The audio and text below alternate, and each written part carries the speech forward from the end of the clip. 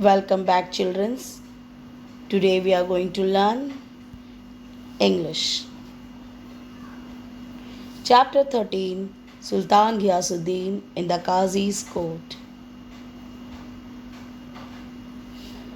Hundreds of years ago, in the eastern province of Bengal, Sultan Ghiyasuddin Azam Shah ruled the land.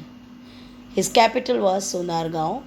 Sultan Ghiyasuddin was a good ruler. He ruled wisely and well. He respected men of learning. He had a deep regard for law.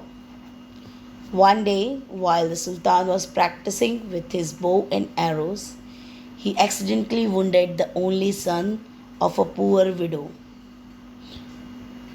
The wounded boy did not survive. Weeping and wailing, the poor widow went to the Qazi and told him what had happened.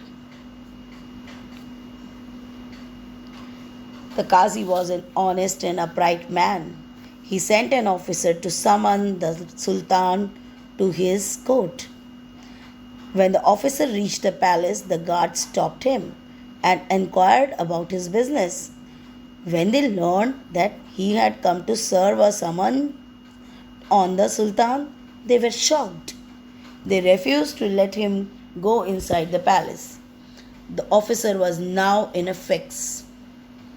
The guards did not allow him to enter the palace, but he knew that he could not return without serving the summons.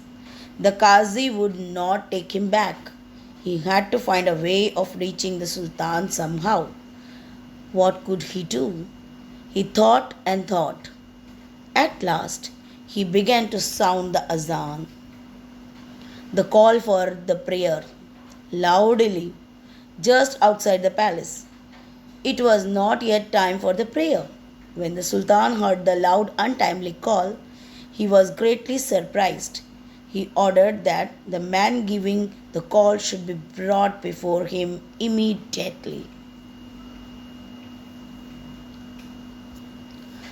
His soldiers rushed out of the palace gates, caught the officer, and took him to the Sultan within moments. When the officer knelt before the Sultan, he was trembling with fear. But he mustered all his courage and explained why he had given the call for azan. Then, with shaking hands, he gave the summons to the Sultan.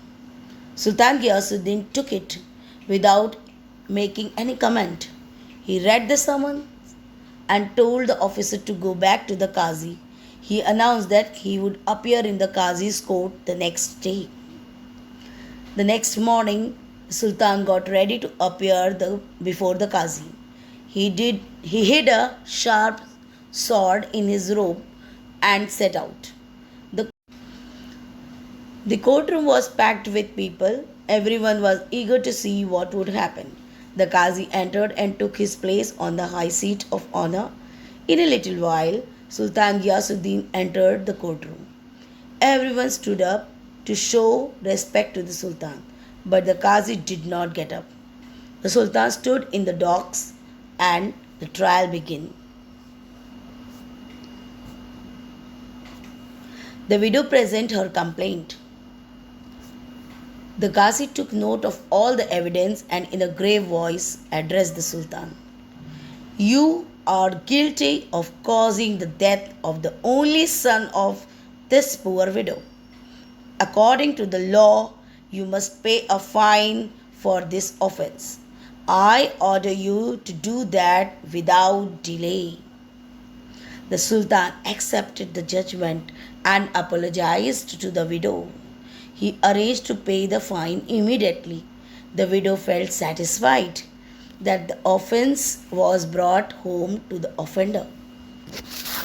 When the case was over, the Qazi got up from his high seat of honor.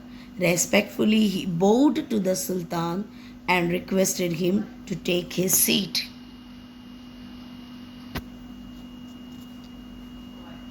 The Sultan then drew the hidden sword from his robes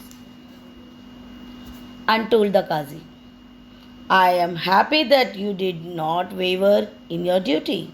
You did not hesitate to punish me. Otherwise, I would have beheaded you with this sword. The Qazi then put his hand under the cushion where the Sultan was seated and brought out a whip. He said, Your Majesty, I am happy because you obeyed the law. Otherwise, I would have whipped you in this court. The Sultan then got up and embraced the Qazi. Thank God, we both did our duty, he said. Everyone present in the courtroom praised the two great men. I hope you have understood this lesson.